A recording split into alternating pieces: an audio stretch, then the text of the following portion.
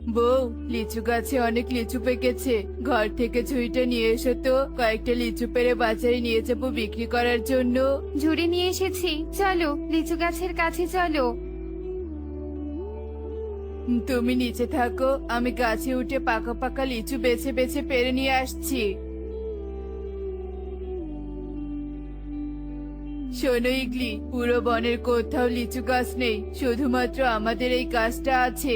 বনের সব গরিব খ্যাত পাখিরা এই গাছ থেকে লিচু চুরি করতে পারে, তাই আমাদেরকে সবসময় লিচু গাছটা পাহারা দিতে হবে, যাতে কেউ এই গাছ থেকে একটা লিচুও চুরি করতে না পারে। বুঝেছো? হ্যাঁ বুঝেছি ঈগল। বেশ, তুমি এখন পাহারা দাও, আমি বাজারে যাচ্ছি। এই লিচু নিয়ে যাও, লিচু, পাকা পাকা লিচু, সুস্বাদু মিষ্টি লিচু। যারা যারা লিচু নিবে চলে এসো আমার কাছে, চলে এসো। এই লিচু শেষ হয়ে গেল, লিচু। দাদা, সে সকাল থেকে পুরো বনে লিচু খুঁজছি, বনের কোনো দোকানদারের কাছে লিচু নেই, একমাত্র তুমি ছাড়া। তা দাদা, লিচুর দাম কত টাকা? বেশি না রে, একটা লিচুর দাম মাত্র 100 টাকা। ওরে বাবারে, একটা লিচু 100 টাকা? এ তো সোনার দামের মতো হয়ে গেল।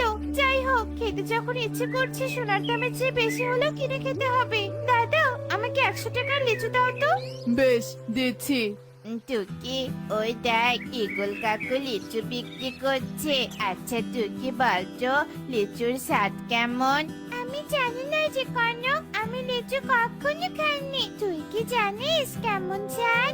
না, আমিও খাইনি। আমি আজকে বাড়িতে গিয়ে বাবাকে বলবো আমাকে লিচু কিনে দিতে। আমিও মাকে বলবো। চল চল, এবার তাড়াতাড়ি যাই। টুকি আর কনক ওখান থেকে চলে যায়।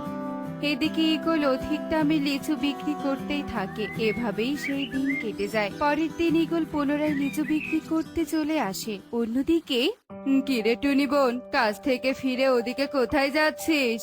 দাদা, আমার মেয়েটা লিচু খেতে চেয়েছে। কাল ওকে কত করে বলছি যে লিচু ধনীদের ফল, গরিবদের নয়। লিচুর দাম অনেক, আমি অত টাকা দিয়ে লিচু কিনতে পারবো না। মেয়েটা তবুও শোনেনি, বলেছে লিচু কিনে না দিলে নাকি স্কুলে যাবে না। তাই বাজারে লিচু কিনতে যাচ্ছি। তা তুমি এখানে বসে বসে কি করছো?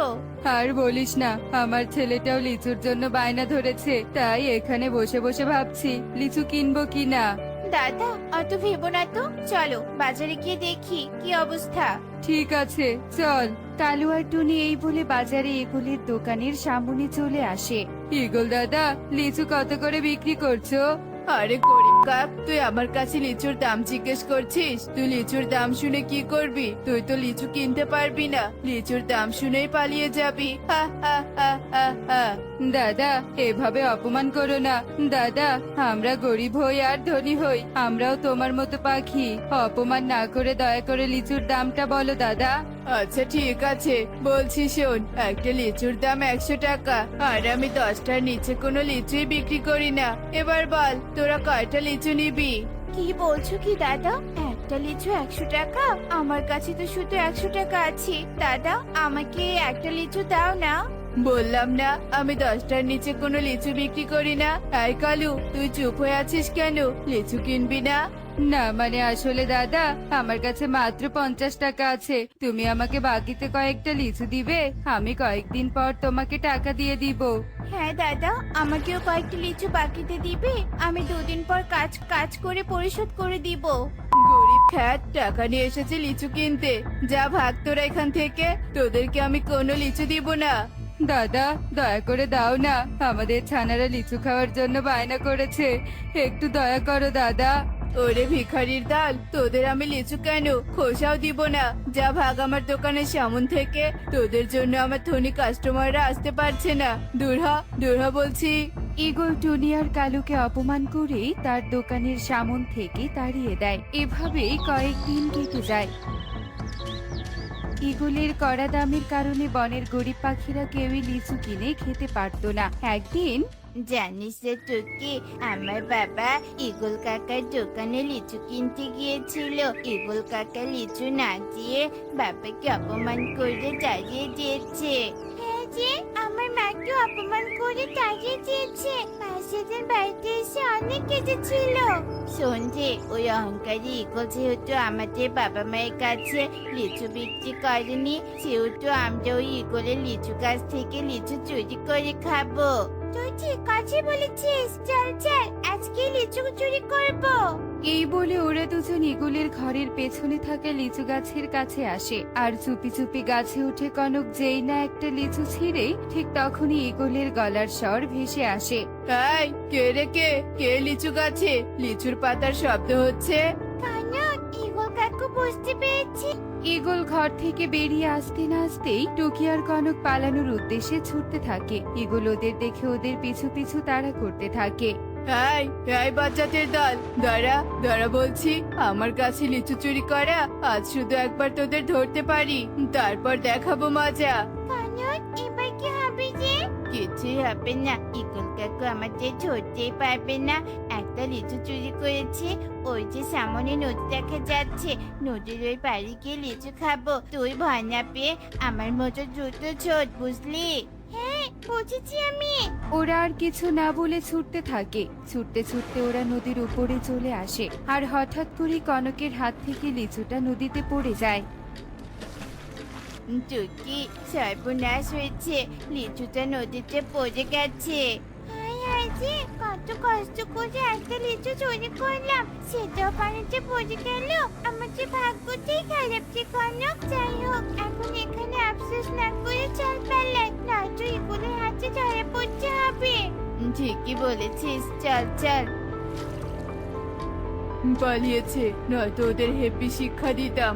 বাচ্চাদের দল কোথাকার, আজ থেকে লিচু গাছের পাহারা বাড়াতে হবে। যাই গিয়ে গিন্নিকে এসব বলি। ইগল ওখান থেকে চলে যায়। অন্যদিকে নদীতে একটা জলপরি সাঁতার কাটছিল। ঠিক তখনই জলপরির চোখ যায় নদীতে পড়ে যাওয়া ভেসে থাকা লিচুটির দিকে। আরে, এটা তো একটা লিচু, কিন্তু লিচুটা এখানে এলো কি করে? দেখি তো লিচুটা খেয়ে কেমন লাগে। জলপরি এই বলে লিচু হাতে নিয়ে খেয়ে ফেলে। আরে বাহ, লিচুটা তো অনেক সুস্বাদু। এমন সুস্বাদু লিচু তো আমি কখনো খাইনি। লিচুটা খেয়ে আমার মনটা ভরে গেল। এই লিচুর বীজটা আমি এখানে রোপণ করব আর রোজ লিচু খাবো। জলপরি এই বলে ডুব দিয়ে পানির নিচে থাকা প্রাসাদে চলে যায়। এভাবেই কয়েকদিন কেটে যায়। একদিন জেলে তোতা নদীতে এসে নদীর পানিতে থাকা সেই লিচু গাছ দেখে বলে, আরে এ আমি কি দেখছি, পানিতে লিচু গাছ? এমন লিচু গাছ তো আমি কখনো দেখিনি। গাছটাতে কি সুন্দর লিচু ধরে আছে। টাকার অভাবে যারা লিচু কিনে খেতে পারেনি, যাই ওদেরকে ডেকে নিয়ে আসি, সবাই মিলে এ গাছের লিচু খাবো। তোতা দেরি না করে সাথে সাথে বনে আসে আর সবাইকে পানিতে থাকা লিচু গাছের কথা খুলে বলে আর সবাইকে নিয়ে লিচু গাছের কাছে চলে আসে। সত্যি তো, পানিতে লিচু গাছ। কত বছর লিচু খাইনি, চলো দাদা দিদি লিচু খাই।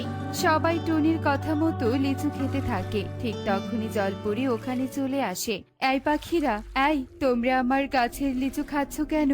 তোমাদের তো সাহস কম নয়। আমি তোমাদের আজ শাস্তি দিব। জলপরি, আমরা ভুল করেছি, আমাদের শাস্তি দিও না। আমরা জানতাম না যে এটা তোমার লিচু গাছ। আসলে অনেক বছর লিচু খাইনি তো, তাই লিচু দেখে নিজেদেরকে সামলাতে পারিনি। অনেক বছর লিচু খাওনি মানে তোমাদের বনে লিচু গাছ নেই নাকি? আছে একটা গাছ, সেটা ইগল দাদার। ইগল দাদা আমাদের মতো গরিবদের কাছে লিচু বিক্রি করে না, আর আমাদেরকে কখনো একটা লিচু এমনিতেও খেতে দেয় না। ইগল দাদা অনেক অহংকারী আর লোভী। তুমি আমাদেরকে শাস্তি দিও না জলপরি। তোমাদের গল্প শুনে তোমাদেরকে শাস্তি দেওয়ার রুচি আমার চলে গেছে। আমি তোমাদের শাস্তি দিব না। তোমরা যত খুশি লিচু খাও আর বাড়িতেও নিয়ে যেতে পারবে। ধন্যবাদ জলপরি তোমাকে। এই বলে টুনিরা জলপরির কথা মতো লিচু খেতে থাকে আর লিচু খাওয়া শেষে কিছু লিচু নিয়ে বাড়ির দিকে চলে আসতে থাকে। পথে ইগলের সাথে তাদের দেখা হয়ে যায়। এই গরিবের দল, তোরা এত লিচু কোথায় পেলি রে? হ্যাঁ, কোথাও থেকে চুরি করেছিস নাকি? দাদা, আমরা গরিব হতে পারি কিন্তু চোর নই। আমরা নদীর পানিতে থাকা লিচু গাছ থেকে লিচু নিয়ে এসেছি, বুঝেছো? এই চল তোরা, চল। কি নদীর পানিতে লিচু গাছ আছে আর এরা সেই লিচু গাছ থেকে লিচু এনেছে? না না না না, দেরি নয়, আমাকে এক্ষুনি সেই লিচু গাছের কাছে যেতে হবে। আমি ওই লিচু গাছের কাছ থেকে সব লিচু নিয়ে আসবো আর বনে কড়া দামে বিক্রি করবো। আহ, আহ, আহ, আহ, আহ। ঈগল লোভে পড়ে সাথে সাথে নদীর পানিতে থাকা লিচু গাছের সামনেই চলে আসে। পাখিগুলো তো ঠিক কথাই বলেছে, এবার এই গাছে লিচু বিক্রি করে আমি অনেক ধনী হয়ে যাব। আহ, আহ, আহ, আহ, আহ। ঈগল পাশে থাকা জলপরীকে না দেখে যেই লিচু ছিঁড়তে ধরে, ঠিক তখনই জলপরী বলে ওঠে, এই ঈগল, এই, তুই আমার গাছের লিচু ছিঁড়তে পারবি না, চলে যা এখান থেকে, চলে যা। এই গাছ তোর নয় রে জলপুরি, এই গাছ পানির। আমি এই গাছের সব লিচু ছিঁড়ে নিব, তুই কিছুই করতে পারবি না। এত বড় কথা! তুই বনের গরিব পাখিদের অনেক অপমান করেছিলি এই লিচু নিয়ে। পাখিরা আমাকে সব বলেছে, বাঁচতে চাইলে এক্ষুনি চলে যা, নয়তো শাস্তি দিব। আমাকে তুই কোনো শাস্তি দিতে পারবি না, আমি সব লিচু নিয়ে যাবই যাব। তাই নাকি? দাঁড়া, দেখাচ্ছি মজা। এই বলে জলপরি রেগে মেগে জাদু করে ঈগলকে একটা লিচু গাছ বানিয়ে দেয়। হায় হায় রে, এটা কি করলি জলপরি? ঠিক করে দে, আমার কষ্ট হচ্ছে, আমাকে ক্ষমা করে দে জলপরি, আমাকে ক্ষমা করে দে। তোর কোনো ক্ষমা নেই, খুব লোভ করেছিলি না লিচু নিয়ে, এবার বোঝ মজা। এই বলে জলপরি ডুব দেয় আর তার প্রাসাদে চলে যায়। অন্যদিকে ঈগল তার শাস্তি ভোগ করতেই থাকে। দেখলে তো বন্ধুরা, খারাপ কাজের ফল সব সময় খারাপ হয়। এমনই সব মজার মজার শিক্ষণীয় টুনি পাখির গল্প দেখতে আমাদের সাথে থেকো। আর গল্পটি কেমন